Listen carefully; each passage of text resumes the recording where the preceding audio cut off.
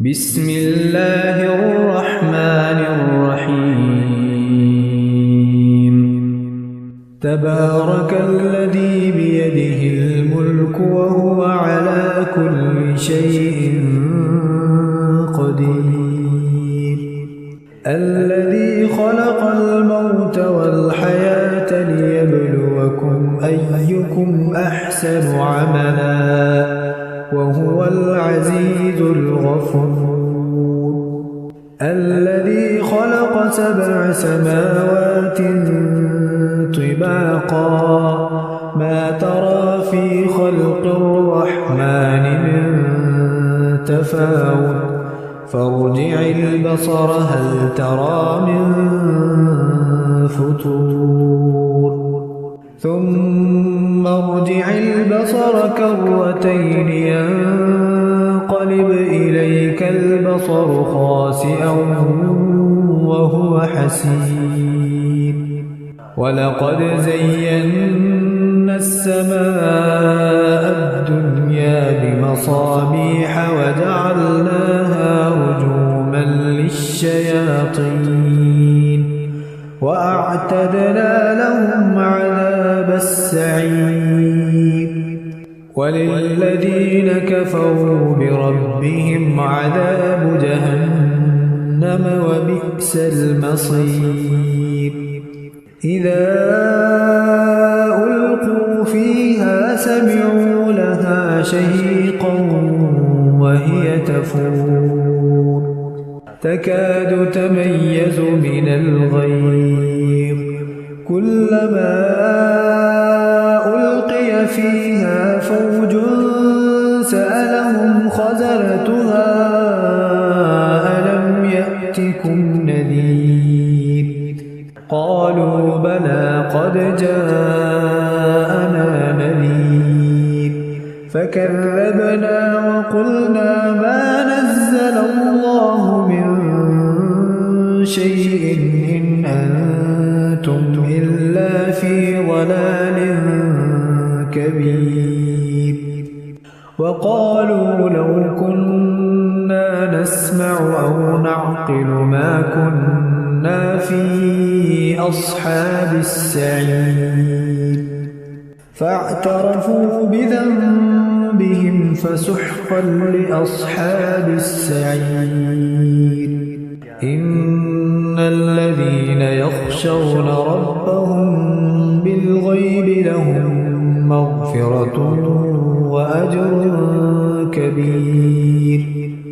وأسروا قولكم أو اجهروا به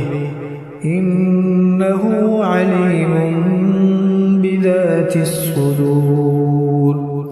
ألا يعلم من خلق وهو اللطيف الخبير هو الذي جعل لكم الأرض ذلولا فامشوا في مناكبها وكلوا من رزقه وإليه النشور أأمنتم من في السماء أن يخسف بكم الأرض فإذا هي تمور أم أمنتم من في السماء أن يرسل عليكم حاصبا فستعلمون كيف نذير ولقد كذب الذين من قبلهم فكيف كان نكير أولم يروا إلى الطير فوقهم صافات ويقبضن ما يمسكهن إلا الرحمن إنه بكل شيء بصير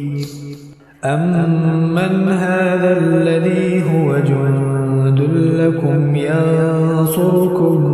من دون الرحمن إن الكافرون إلا في غرور أمن هذا الذي يرزقكم إن أمسك رزقه بل لجوا في عتو ونفور أفمن يمشي مكبا على وجهه أهدى أمن يمشي سويا على صراط مستقيم قل هو الذي أنشأكم وجعل لكم السمع والأبصار والأفئدة قليلا ما تشكرون قل هو الذي ذرأكم في الأرض وإليه تحشرون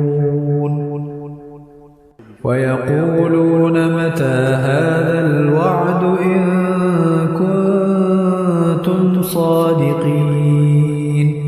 قل إنما العلم عند الله وإنما أنا نذير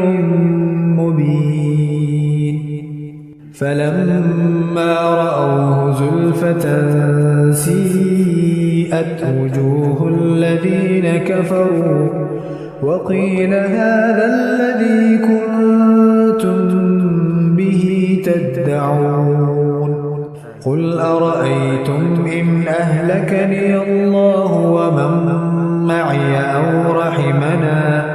فمن يجير الكافرين من عذاب أليم قل هو الرحمن آمنا به وعليه توكلنا فستعلمون من هو في ضلال مبين قل أرأيتم إن أصبح ماؤكم غورا فمن يأتيكم بماء